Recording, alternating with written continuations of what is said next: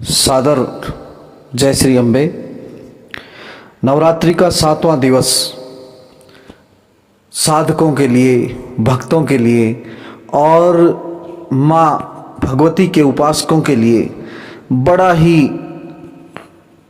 भव्य, दिव्य और अलौकिक शक्ति का दिन है। ऐसी शक्ति जिसके आगे भगवान शिव को भी धरती पर लेटना पड़ा था। ऐसी शक्ति जो देखने में बड़ी भयानक है, लेकिन जिसका अंतर मन, जिसका हृदय बड़ा विशाल और करुणाद्र लिए हुए है। 7वां दिवस माँ कालरात्रि अर्थात माँ कालिका का दिवस है। 7वें नवरात्र की अधिष्ठात्री देवी माँ कालिका है, जिसे दुर्गा सप्तशती में कालरात्रि कहा गया है और कई स्थानों पर उसे कालिका कहा गया है। भेदा भेद से माँ कालिका और कालरात्रि को अलग अलग भी माना जाता है, लेकिन मूल रूप से यह दोनों स्वरूप एक ही हैं। बहुत से पाश्चात्य विद्वानों ने कालिका और कालरात्रि को अलग अलग बताया है। कुछ भारतीय साहित्य शास्त्रों ने भी कालरात्रि और कालिका को अलग अलग बताया है, लेकिन वास्तव में यह दोनों शक्तियाँ एक ही आद्य शक्ति माँ पार्वती का ही एक स्वरूप है। कथा कुछ इस प्रकार चलती है कि महिषासुर के वध के बाद शुंभ और निशुंभ के एक सेनापति थे रक्तबीज, जिसने भगवान ब्रह्मा की पूजा अर्चना करके एक ऐसा वरदान लिया हुआ था कि जहां उसकी रक्त की एक बूंद गिरती, वहीं उसके समान दूसरा रक्तबीज खड़ा हो जाता था। तो जब रक्तबीज को युद्ध करने के लिए शुंभ और निशुंभ ने भेजा महिषासुर के वध के बाद, धूम्रलोचन के वध के बाद, तो रक्तबीज ने संपूर्ण सृष्टि में हाहाकार मचा दिया। रक्तबीज के ऊपर माँ कात्यायनी ने हमला किया और उसकी गर्दन को काट दिया, और गर्दन से ज्यों ही रक्त का नाला बहा, उस रक्त से पड़ने वाली बूंदों से रक्त बीजों की सेना खड़ी हो गई। उस पर कौमारी ने भी अपने शूल से प्रहार किया, उसने वैष्णवी ने अपने चक्र से प्रहार किया, अन्य 9 देवियों ने और सभी देवियों ने जब जब उस पर हमला किया, तो रक्त बीज के रक्त की बूंदों से वह नया रक्त बीज खड़ा होता गया। तब माँ भगवती ने मन ही मन विचार किया कि अब इसका समापन कैसे किया जाए। वह समापन करने के लिए माँ ने कालरात्रि का स्वरूप धारण किया और एक हाथ में खपर और एक हाथ में खड्ग लेकर के रक्तबीज का वध करने का नैमित्य लिया, और रक्तबीज के रक्त को धरती पर गिरने से पूर्व ही अपने खपर में भरा और पी लिया, खपर में भरा और पी लिया। इस प्रकार रक्तबीज का जब रक्त क्षीण होने लगा, तब वह देवी शक्ति के सामने परास्त हो गया और अंत में रक्तबीज का अंत हुआ।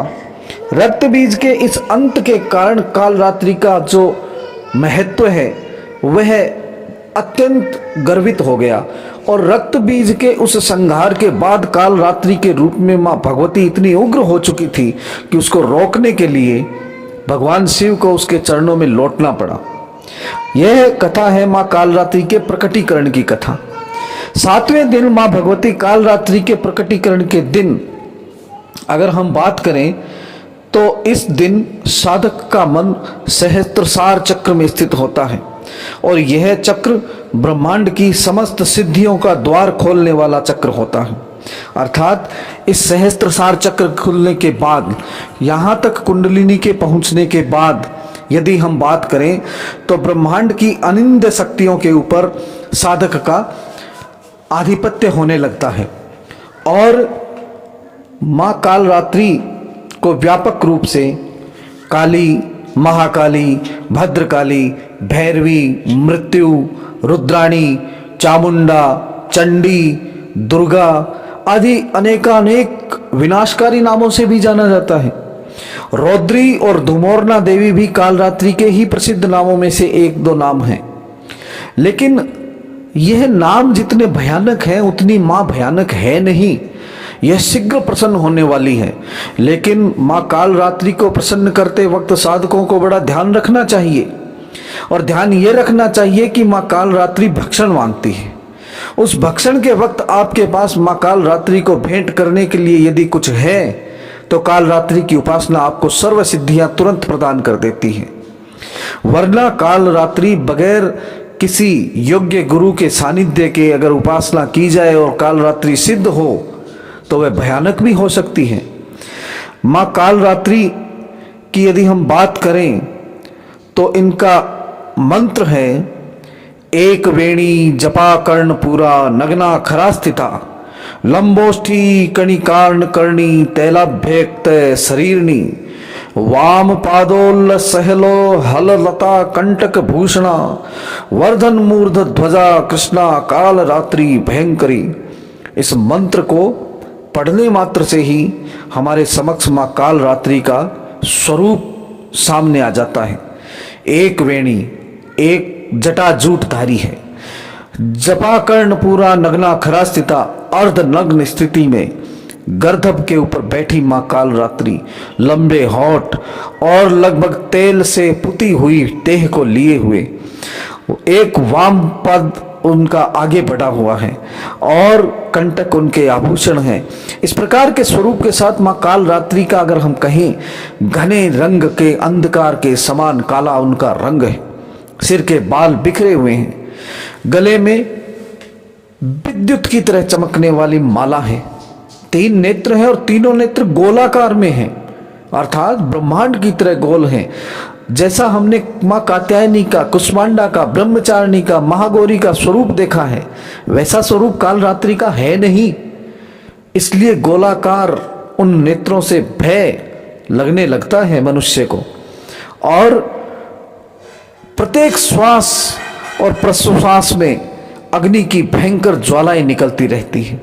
इनका वाहन गधा है, गर्दभ है, एक हाथ वर मुद्रा में है और एक हाथ अभय मुद्रा में है, लेकिन एक हाथ में इनके लोहे का कांटा है और एक हाथ में इनके खड्ग रहता है। यह स्वरूप देख करके बड़ा भयानक लगता है, लेकिन मां काल रात्रि का यह स्वरूप हमेशा ही फलदायी है और शुभ ही फल देता है। इसलिए मां काल रात्रि का एक नाम शुभंकरी भी है। हमने जो पूर्व में नाम लिए थे, काली, काल रात्रि, महाकाली, भद्रा, भैरवी, वह इनके उग्र स्वरूप के रूप नाम थे। लेकिन जब माँ काली शांत स्वरूप में होती है, माँ काली का शांत स्वरूप में होती है, माँ काल रात्रि सौम्य स्वरूप में होती है, तब उसका नाम है शुभंकरी और वह सब कुछ शुभ करने वाली होती है। उस स्वरूप में भक्तों को माँ काल रात्रि से भय खाने का, डरने का बिल्कुल भी आवश्यकता नहीं होती है। दुष्टों का विनाश करने वाली, दानव, दैत्य, राक्षस, भूत, प्रेत, यक्ष सभी इनके स्मरण मात्र से ही भयभीत होकर के भाग जाते हैं। मां काल रात्रि के उपासकों के लिए अग्नि का भय, जल का भय, जंतुओं का भय, शत्रुओं का भय और रात्रि में कहीं पर भी जाने पर लगने वाला भय कभी निकट नहीं भटकता। मां काल रात्रि की कृपा से इन समस्त भयों से काल रात्रि का उपासक निर्भय हो जाता है और अपने हृदय में यदि काल रात्रि का स्वरूप विग्रह मनुष्य एकनिष्ठ भाव से यदि धारण कर ले और यम नियम संयम से उसका पूर्ण पालन करे और मन वचन काया से पवित्रता रखे, तो यह शुभंकरी देवी हमेशा ही शुभ करती है, हमेशा ही मनुष्य को सुखद रखती है। माँ की पूजा अर्चना से सब पापों से मुक्ति मिलती है, दुश्मनों का नाश होता है और मनुष्य का तेज बढ़ता जाता है। 7वें दिन माँ भगवती की पूजा करनी चाहिए और यदि माँ भगवती का गहन मंत्र यदि ध्यान में न आए तो इनका बीज मंत्र है ओम ऐं ह्रीं क्लीं काल रात्रे नमः। इस बीज मंत्र की माला जाप किया जा सकता है। यदि बीज मंत्र का माला जाप न किया जा सके तो सार्वभौमिक सर्वसाधारण महामंत्र माँ काली का भी हो सकता है। या देवी सर्वभूतेषु माँ काल रात्रि रूपेण संस्थिता नमस्तस्यै नमस्तस्यै नमस्तस्यै नमो नमः। इस प्रकार 7वें नवरात्र के दिन हम माँ काल रात्रि की पूजा अर्चना करें और माँ के शुभंकरी स्वरूप से हम हमारे जीवन को शुभमय बनाएं। इसी के साथ माँ भगवती काल रात्रि की जय हो, जय हो, जय हो।